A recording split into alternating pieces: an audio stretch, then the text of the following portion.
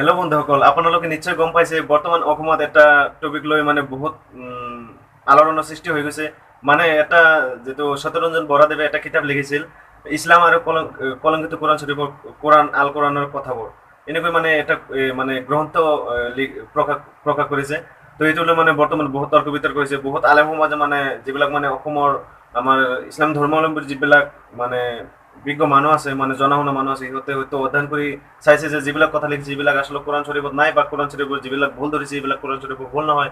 সত্যৰঞ্জন বৰাদেৱে আচলতে এজন এটা যে মানে মূৰ্খ মানুহ, সেইটোৰ মানে পৰিচয় দি থৈ গৈছে এইটো কিতাপ প্ৰকাশ কৰি। কিয়নো আচলতে মানে মানুহে যেতিয়া কোনো এটা কিবা এটা মানে যেতিয়া মানে প্ৰকাশ কৰিব, তেতিয়া মানে হয়তো তাৰ বিষয়ে আগতে জানি ল'ব লাগে।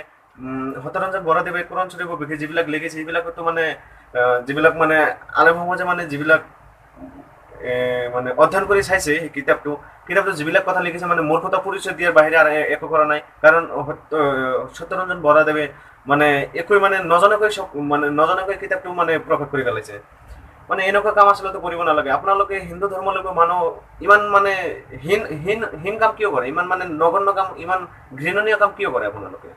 এনেকুৱা কাম আচলতে কৰিব নালাগে। কিয়নো আপোনালোকে এজন বেলেগ ধৰ্ম মানে, আমি এটা বেলেগ ধৰ্ম মানে, বেলেগ ধৰ্মৰ ওপৰত এনেকে বেলেগ ধৰ্মৰ মানে ওপৰত এনেকে ঘৃণনীয় ভাৱ সৃষ্টি কৰাটো আপোনালোকৰ ধৰ্ম নহয়। আপোনালোকে ধৰ্মটো সকলোৰে সমান হ'ব লাগে। হিন্দু ধৰ্মৰ যিটো ধৰ্মগ্ৰন্থ আছে, সেইটোত মানে ক'ৰবাত লিখা আছে নেকি বেলেগ ধৰ্মগ্ৰন্থক মানে ঘৃণা কৰিবলৈ? নাইতো, ক'তো লিখা নাই। আমাৰ ধৰ্মগ্ৰন্থটো নাই বেলেগ ধৰ্মক ঘৃণা কৰিবলৈ। আমি বেলেগ ধৰ্মক আচলতে ঘৃণা নকৰে। ইছলামে শিকাই আছে মানুহে, বৰ্তমান শিকাই আছে মানুহক ঘৃণা কৰিবলৈ, বাধ্য হৈ কিনে কৰিব লাগে এইবিলাক। তো সঁচাকৈ দুখ লাগে এনেকুৱা কিছুমান কাণ্ড কাৰখানা চাই।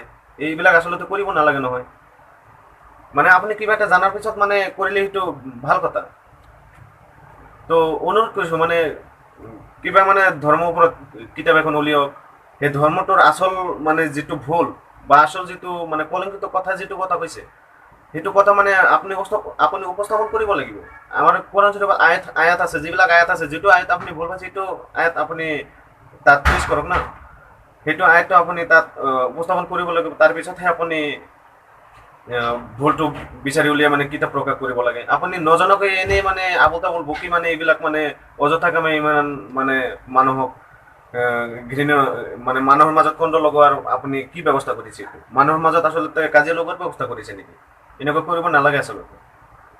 তো অনুৰোধ কৰিছোঁ আপোনালোকে মানে সজাগতা হওক। শিক্ষিত সমাজ হৈ আপোনালোকে এনেও মূৰ্খতা পৰিচয় দিব নালাগেতো। তো ভিডিঅ'টো শ্বেয়াৰ কৰি দিব আপোনাৰ বন্ধুসকলৰ লগত, আৰু এনেকুৱা কাম নকৰিব বুলি আমি আশা কৰিছোঁ। কিয়নো এইবোৰ কাম আচলতে মানে ধৰ্মবিৰোধী কাম আচলতে কৰিব নালাগে। কোনো ধৰ্মক হীন বুলি ভাবিবই নালাগে। বেয়া লাগে, বহুত বেয়া লাগে এনেকুৱা কৰিলে। ধন্যবাদ। তো ভিডিঅ'টো ভাল লাগিলে অৱশ্যই মানে ছাবস্ক্ৰাইব কৰি দিব, আৰু লাইক কৰি দিব, আৰু শ্বেয়াৰ কৰি দিব বেছি বেছিকৈ। খোদা হাফিজ।